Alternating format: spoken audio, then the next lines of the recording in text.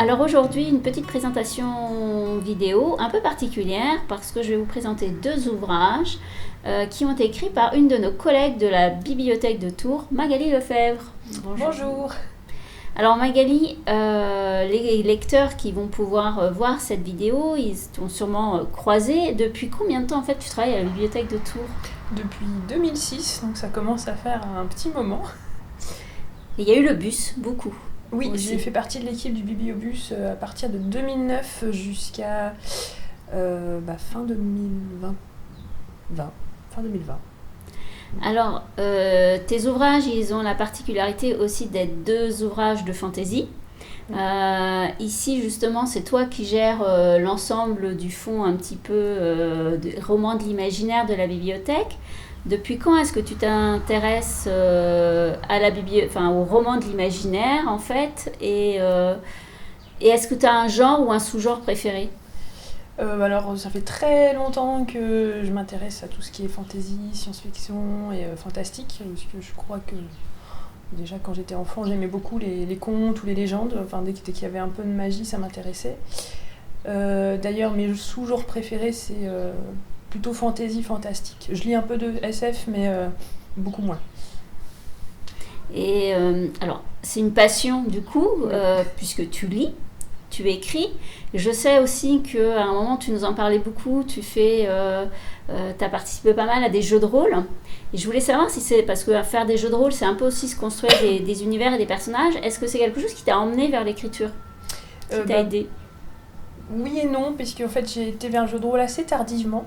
Je faisais plutôt du jeu vidéo de manière un peu, on va dire, de temps en temps, mais le jeu de rôle, j'y suis allée vraiment tardivement et j'écrivais déjà à ce moment-là. Après, c'est sûr que se mettre dans la peau des personnages de jeu de rôle, faire ses fiches personnages, réfléchir à leur passé avant de se lancer dans les campagnes de jeu de rôle, ça a aussi, je pense, quelque part aidé pour construire mes personnages de fiction dans les récits.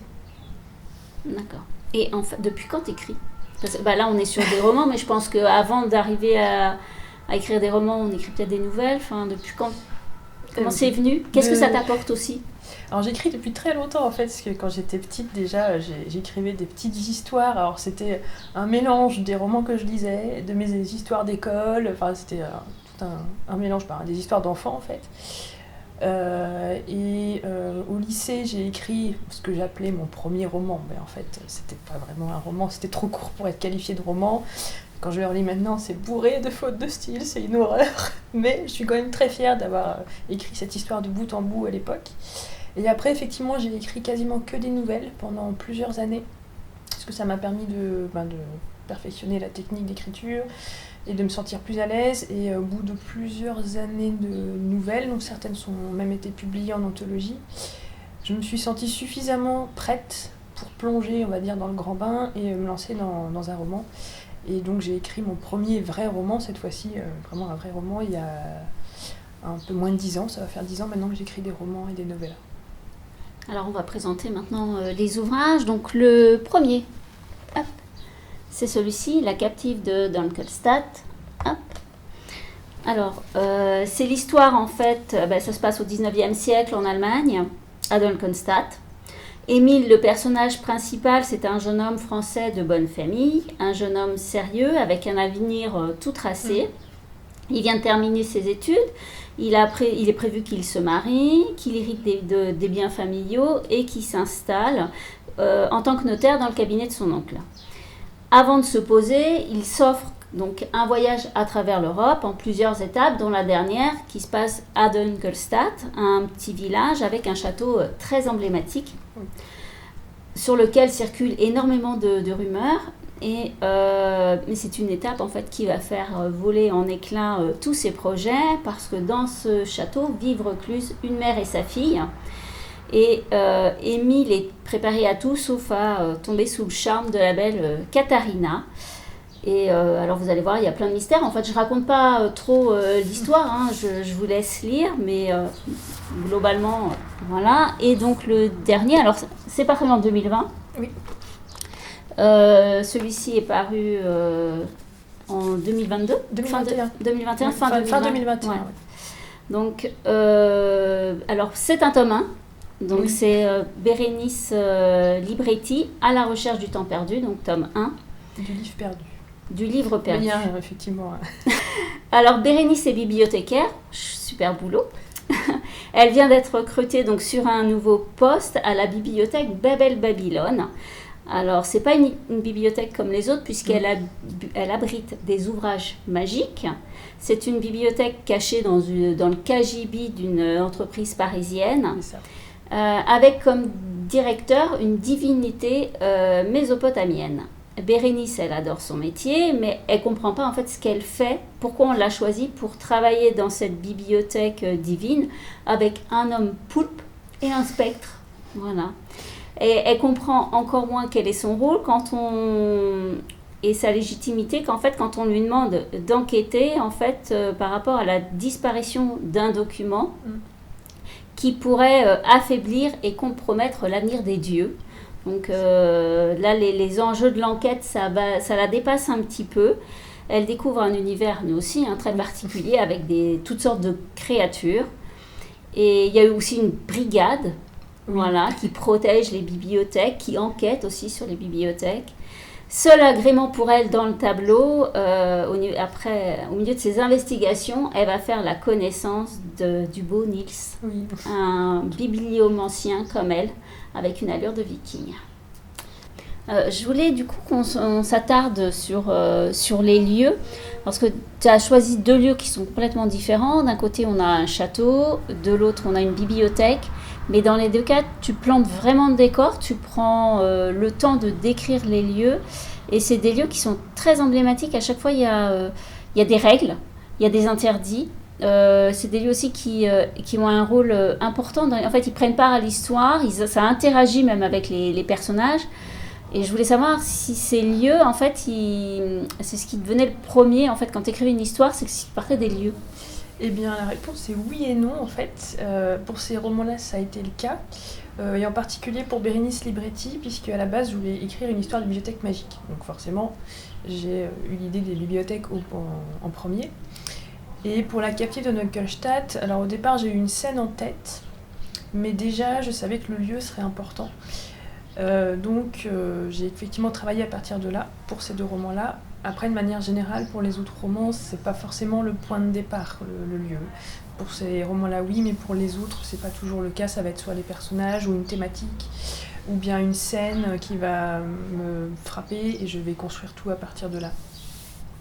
Au niveau des personnages, sinon, comment un peu tu les construis? Quel lien tu as avec eux?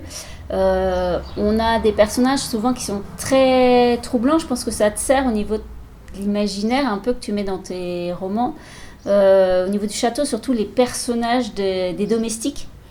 Ils sont très énigmatiques. Et puis dans les 2 livres aussi, on retrouve des spectres. Oui.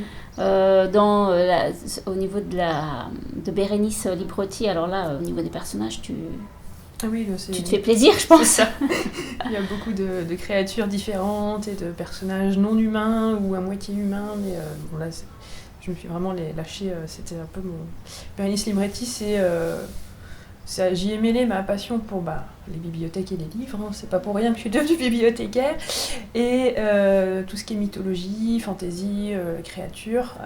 Après, la captive de Knucklestadt, c'est plus fantastique, mais j'ai quand même mis une histoire de château hanté, parce qu'en même temps, les fantômes dans le fantastique, c'est un peu un grand classique. Après, je construis aussi des personnages très humains dans d'autres romans. C'est pas toujours des personnages à moitié, on va dire, à moitié imaginaire, dans le sens pas humain. Mais dans ces 2 livres-là, c'est sûr que c'est un petit peu plus marqué. Tu viens de parler t'as parlé à un moment, tu viens d'évoquer la mythologie. Oui. Alors justement dans Bérénice Libretti, c'est très très présent en fait, puisqu'on est tu fais sans arrêt référence, il y a plein de références même, parce qu'il y a le joueur de flûte, et puis alors il y a plein de références, on croise Nabu, Thoth, Hermès, Odin, qui sont tous issus de la mythologie, et donc on devine une de tes passions. Moi je voulais savoir si tu avais du coup fait énormément de recherches pour écrire au niveau des personnages comme ça. Alors pour Bérénice Libretti, oui. Alors, J'aime beaucoup la mythologie de manière générale, donc je connaissais déjà pas mal de divinités, de panthéons avant de travailler sur Bérénice Libretti. Et étant une passionnée du livre, j'avais un intérêt marqué aussi pour les divinités qui sont liées à tout ce qui est les connaissances ou le savoir. Et quand j'ai commencé à travailler sur Bérénice Libretti, du coup, là, cette fois-ci, j'ai fait des recherches plus poussées sur la mythologie et j'ai voulu notamment creuser tout ce qui était les divinités liées donc, à la connaissance ou au savoir. J'ai eu quelques surprises, puisqu'en fait, il y en a énormément. D'ailleurs, elles ne sont pas toutes dans le premier tome, parce que je me suis fait une petite liste et je me suis dit non, je vais devoir attendre les tomes suivants pour parler de ces divinités-là, parce que là, sinon, ça va faire trop. Et les contes aussi, ça fait partie de mes passions, en fait. Et là, l'influence, il y a des petites références très légères dans Bérénice Libretti. On sent plus l'influence dans La captive de Neukelstadt. Et j'ai dans mes projets justement à venir, notamment 2 réécritures de contes, puisque les contes et la mythologie, ça reste vraiment mes plus grandes passions, puisque j'en lisais déjà quand j'étais enfant et j'adorais déjà ça. Et être Bérénice Libretti, même le temps d'un jeu de rôle, un rêve ? Alors le temps d'un jeu de rôle, pourquoi pas ? En vrai, non, parce que clairement, elle a une vie qui n'est pas forcément très simple.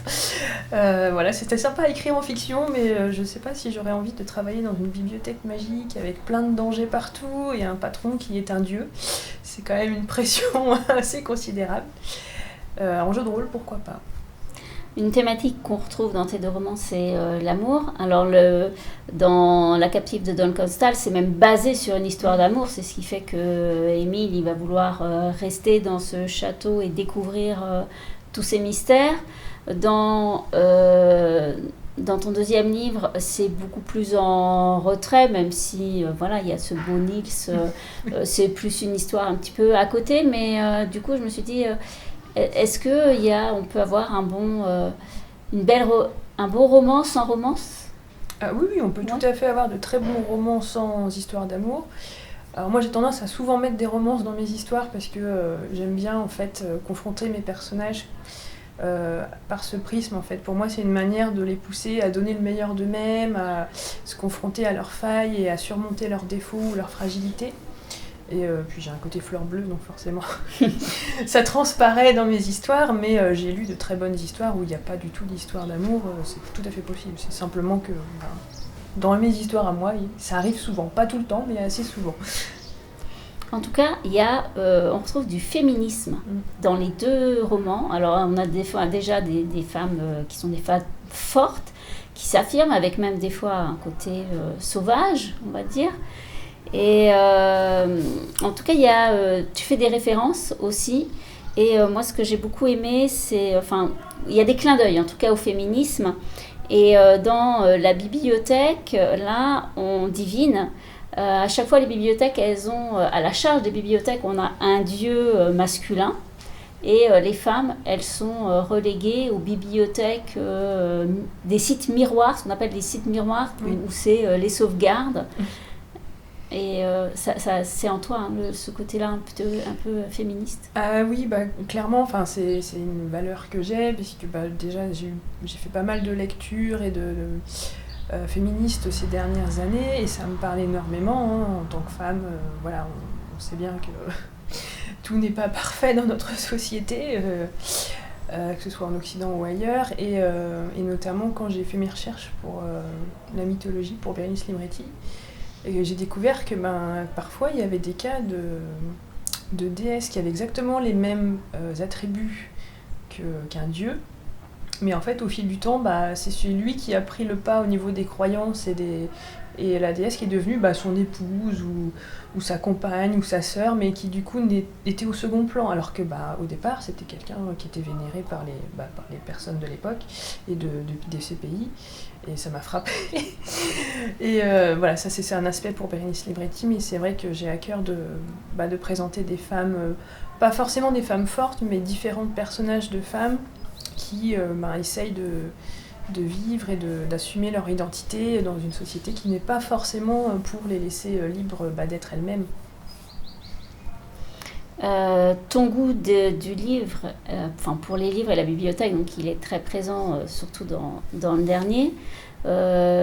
tu évoques du coup les problèmes de conservation des ouvrages, les problèmes aussi au-delà de la conservation, de circulation du savoir. Et il y a une thématique aussi qui est au cœur du livre, c'est la désinformation. Et du coup, c'est parce que c'est un enjeu, c'est parce que c'est un des enjeux actuels. Enfin, tu voulais en parler. Forcément, en tant que bibliothécaire, j'ai abordé des aspects du métier qui me tiennent à cœur, et notamment parmi eux, il y a la lutte contre la désinformation, puisque on s'efforce de présenter un panel pour ce qui est des documentaires qui permettent à notre lectorat de pouvoir s'instruire et se constituer une opinion éclairée sur les sujets de société ou scientifiques. Et pour moi, ça fait partie des rôles des bibliothèques. Je voulais revenir sur les maisons d'édition. Donc, elles sont différentes. On a Noir Absinthe et Alter Réal. Oui. Comment se sont fait en fait les collaborations? Comment c'est venu? En fait, chaque maison d'édition a ce qu'on appelle la ligne éditoriale. Ça va être un peu son identité et la couleur entre guillemets de ces histoires, de ces textes. Donc, comme c'est deux romans assez différents dans le style et dans les thématiques, je les ai envoyés à ces maisons d'édition parce que ça collait à leur ligne éditoriale, tout simplement. Donc voilà. Pour Noir d'Absinthe, ils ont une collection de romances qui va à contre-courant des clichés habituels du genre, où les personnages sont nuancés et où on mélange souvent les genres, il n'y a pas de frontières nettes. Et du coup, la captive de Neustadt, qui est une romance gothique qui n'est pas tout à fait dans les clichés, enfin dans les codes, on va dire, de la romance classique, et qui est aussi un mélange de romans gothiques, ça convenait très bien du coup à cette collection. Et Bérénice Libretti, donc là on est plus dans la fantaisie urbaine, pleine d'aventures, légère, même s'il y a aussi des messages derrière. Et donc Alter Hill, ils font beaucoup de romans de ce style, du coup ça convenait également très bien à la ligne éditoriale. La recherche du livre perdu, c'est un tome 1. C'est ça. Pour quand le tome 2? Enfin, t'es déjà, je suppose, partie... Il est en correction éditoriale. Le tome 2, là, il est prévu pour la fin de l'été de cette année. Et j'ai d'autres romans qui sont dans les tuyaux éditoriaux, là, en ce moment, qui sont prévus l'année prochaine. Bon, on va essayer de suivre tout ça. Merci beaucoup, Magali, d'avoir répondu à mes questions. Eh bien, merci. Et bonne lecture.